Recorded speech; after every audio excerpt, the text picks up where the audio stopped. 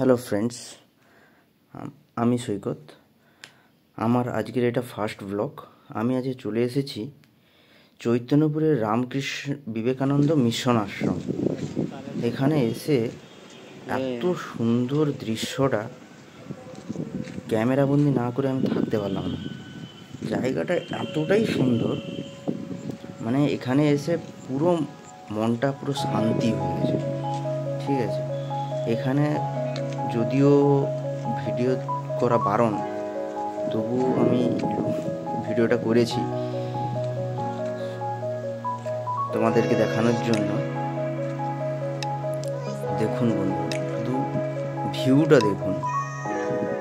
আপনারা যদি একবার আসেন, সত্যি মন শান্তি হয়ে যায়। চৈতন্যপুরের বুকে এইরকম আশ্রম আছে বলে, এরকম মন্দির, এত সুন্দর জায়গা আছে বলে আমার জানা ছিল না। খুবই সুন্দর দৃশ্য, খুবই সুন্দর। তো বন্ধুরা, ভিডিওটা পুরোটা দেখুন। আপনারা পুরোটা দেখলে আপনারা নিশ্চয়ই এখানে আসবেন, একবার ঘুরে যাবেন।